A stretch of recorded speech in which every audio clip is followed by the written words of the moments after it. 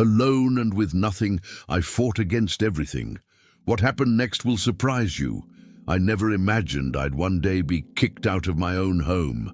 When I think back to that night, I still feel the bitter taste of anger mixed with fear. My father screaming, my mother crying, and my sister pretending it wasn't her fault. It was as if the ground had fallen out of my chest. But before I got to that point, there was a whole story behind it. My name is Bernardo. I'm 17 years old, and at the time, I was still finishing high school. My parents have always been the kind of people who believe success is having a diploma, a suit, and a desk. I was never like that. Since I was little, I loved taking things apart, understanding how they worked, seeing something grow from my hands. Tools and dust always seemed more real to me than pretty words and grades. But back home, thinking differently was almost a crime, and I paid the price for it. My father, Carlos, was always strict, the kind of man who believes authority is measured by the volume of his voice. He'd say his son wouldn't be a bricklayer or make a living from odd jobs. And my mother, Helena, would finish with a look of disappointment that hurt more than any scream. It was as if I were a living disappointment. While my friends talked about college entrance exams, I only thought about working in something that made sense to me. I didn't want to waste years studying something I hated just to please someone. But at home, my dreams were treated as rebellion. "You're lazy," my father would say. "You're afraid to study," my mother would add. And I'd stay quiet, swallowing my anger, pretending it wasn't destroying me inside. My sister, Lucia, was the opposite of me. She did everything my parents wanted, but she also never made an effort. She spent her days complaining about life, but she remained comfortable because she knew my parents would never demand anything of her. I was the family's problem. The one who talked too much, the one who questioned everything, the one who wanted to go out of line. One day my father came home and found me fiddling with an old bicycle I'd picked up off the street to fix. He freaked out. He said it was bum stuff, that I should be studying to be someone. I tried to explain, but he didn't listen. He took the bike, threw it in the trash, and even said that as long as I lived there, he was in charge. It was that day I realized my house wasn't a home anymore. It was a prison in disguise. Things got worse when I started working part-time at a neighbor's workshop. Jorge, the owner, was a demanding but fair man. He saw in me something my parents never wanted to see: drive. I felt alive there. The smell of grease, the sound of tools, the feeling of fixing something and seeing it working again. That gave me purpose. But my parents hated it. They said I was lowering myself, that their son didn't need to get his hands dirty.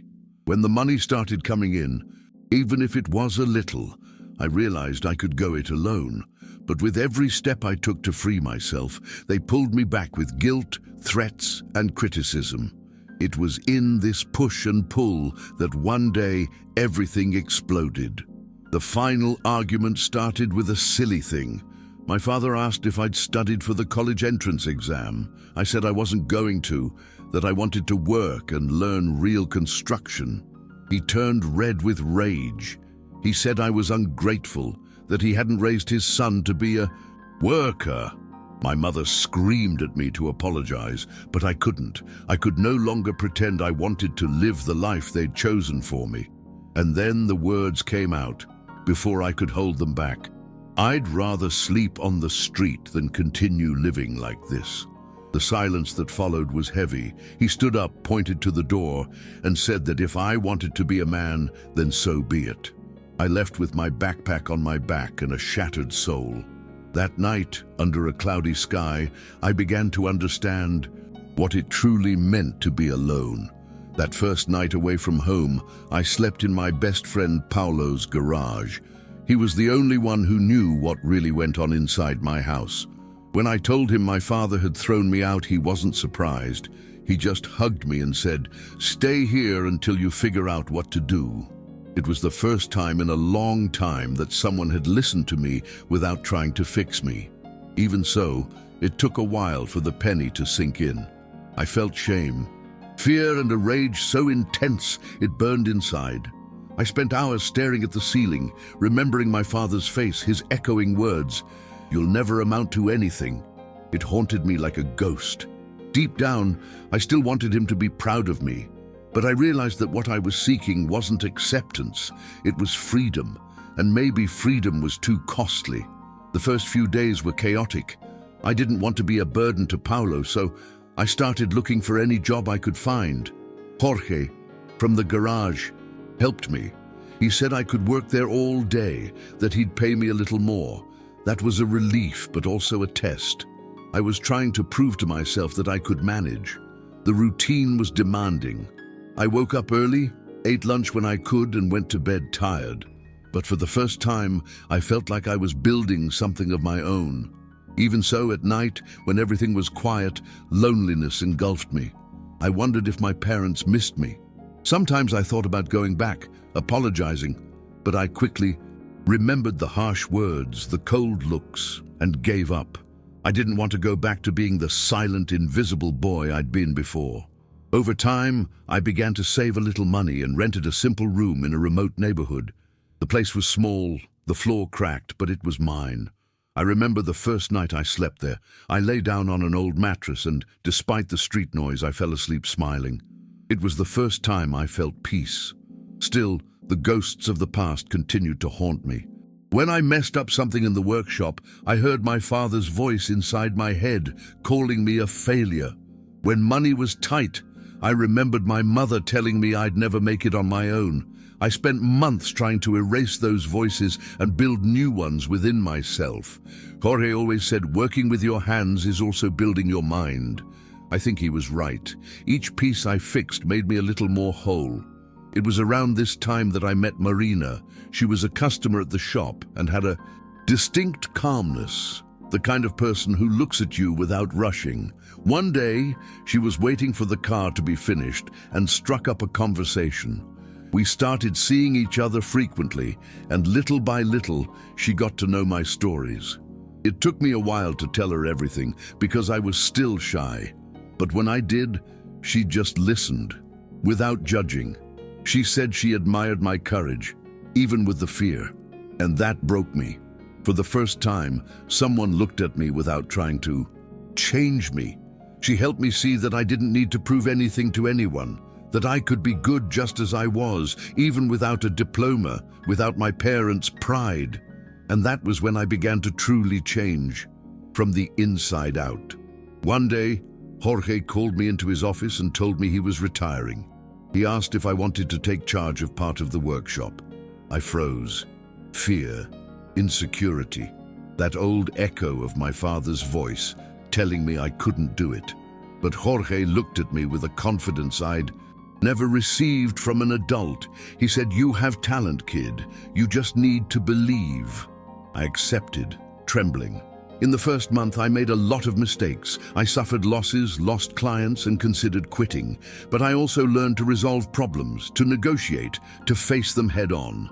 Little by little, clients returned and new ones appeared. When I received my first decent paycheck, I looked at the money and cried. It wasn't the amount, it was what it represented. I had made it. Even with everything against me, I was standing. Over time, I began to realize that work was only part of the rebuilding. The hardest part was dealing with what remained inside me. I still woke up in the middle of the night angry, with memories of the house where I grew up.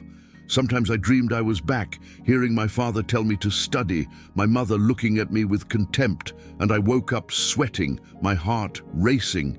It was as if the past still lived with me, sitting in a corner of the room. There were days when I almost gave up.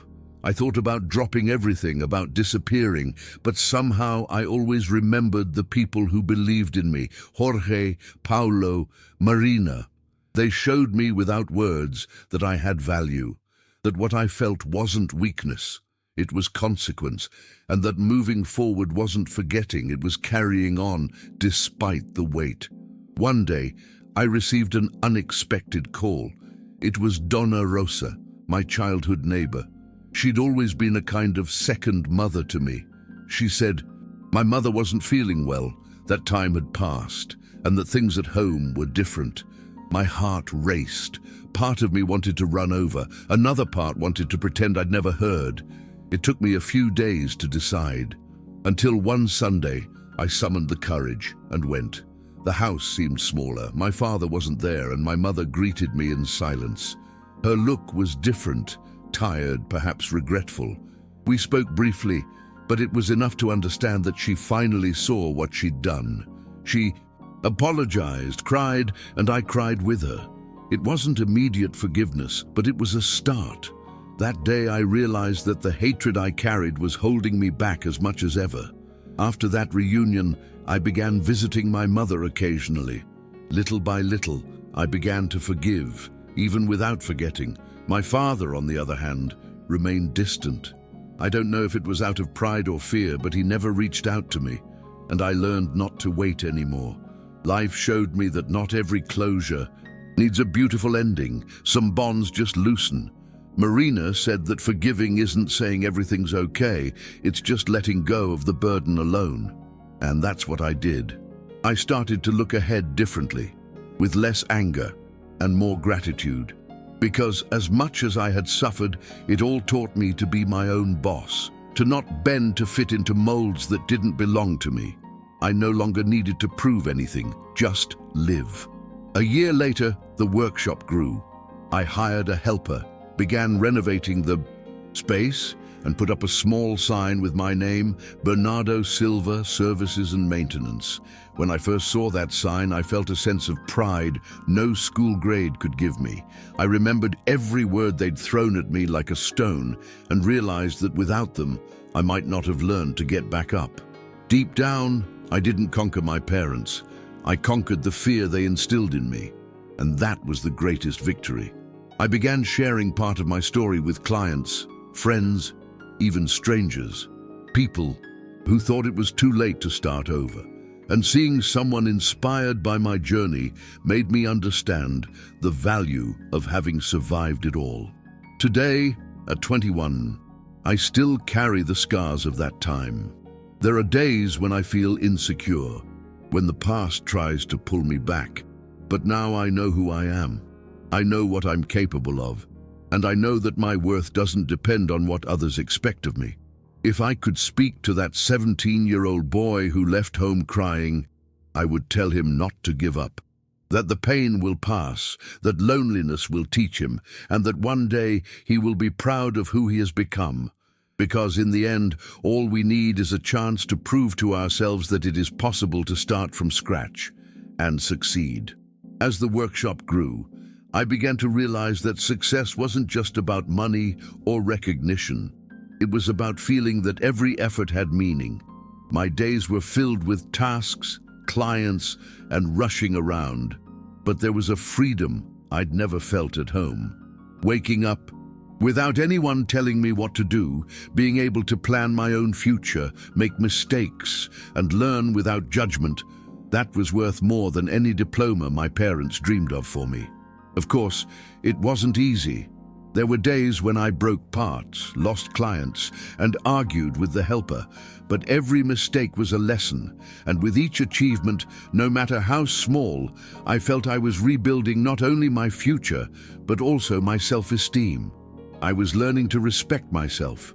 During this time, Marina was always there for me, not as a savior, but as a support. She never told me what to do, just reminded me that I could. When I doubted myself, she'd say, "Look at everything you've overcome." And I did. I remembered the night sleeping in Paolo's garage, my father's words echoing in my head, the feeling of having no place in the world. And I realized that each step forward was a victory. I learned to transform anger and fear into motivation. It wasn't easy, but it was real. Every time I managed to solve a problem, negotiate a job, or simply get out of bed after a difficult night, I felt stronger. One of the most memorable moments was when my parents saw my first major project, a complete renovation of a small neighborhood restaurant. They came over a little awkwardly to look. I felt the same fear as before, that anxiety of being judged. But for the first time, I didn't care. I showed them the work with pride. They fell silent, and I realized my anger had faded. I didn't need their approval to validate my life. That work represented everything I'd fought for: independence, capacity, the courage to be who I am. When I finished the project, I cried alone, not with sadness, but with relief and pride. It was the highest point I could have imagined at that moment. Even with everything I'd achieved, the internal struggle didn't disappear overnight. There were times when loneliness returned, or when I felt pressured by the demands of everyday life. The difference was that now I had tools to deal with it. I learned to talk to myself, to write down my thoughts, to seek support from Paolo, Marina, or even from new friends at the workshop. I discovered that asking for help wasn't a weakness, and that life goes on even when the past tries to drag us down. Every difficulty that arose became an opportunity for growth, because I finally understood that nothing could paralyze me if I decided to move forward. Today, I can look back and see that every tear, every scream, every sleepless night served to build something greater than I could have imagined. The 17-year-old boy who left home crying still lives within me, but now with strength and experience. He taught me to persist, to put myself in the right place, to fight for what truly matters. And I learned that life isn't about pleasing others, but about honoring yourself, even if the path is difficult. With each achievement, with each completed project, I feel that pain transforms into learning and pride. And this gives me the courage to face whatever comes. Over time, I've learned that life offers no guarantees and that no one will write your path for you. Every decision I've made, every risk I've taken has shaped who I am today. I'm still afraid. I still wake up some nights wondering what it would be like if I'd followed the life my parents planned. But the difference is that now I can choose.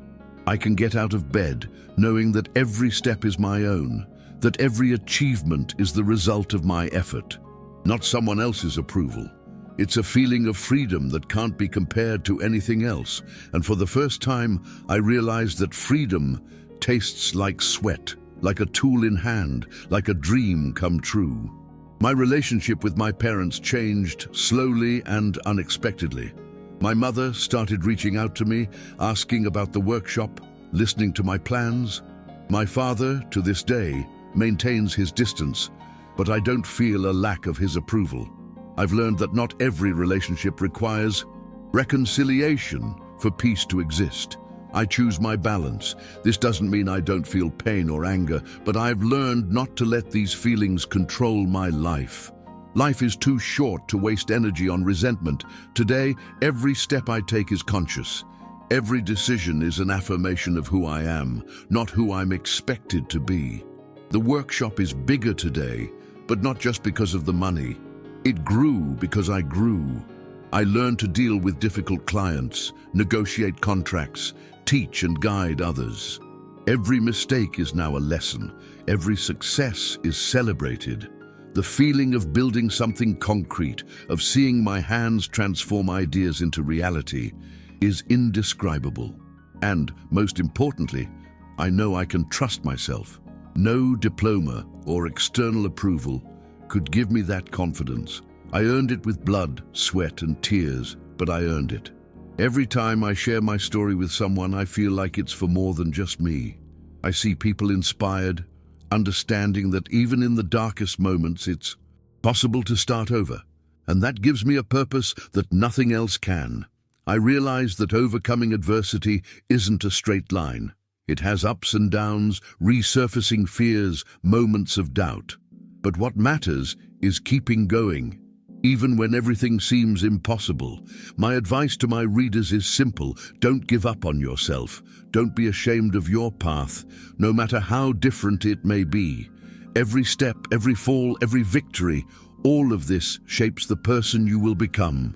Today, looking back, I see that every hardship was a stepping stone that brought me here. I left home at 17 with nothing but willpower and courage, and I built a life that reflects who I truly am. I still miss what I lost. I still carry scars, but I also carry pride, freedom, and autonomy. My name is Bernardo, and I learned that the greatest victory isn't pleasing others. It's finding yourself and persisting, even when everything seems to be conspiring against you. If I could do it, anyone can. Pain doesn't define the future, but what you do after it. And that's what I want anyone who reads my story to take away. It's possible to win, even when the world seems closed to you.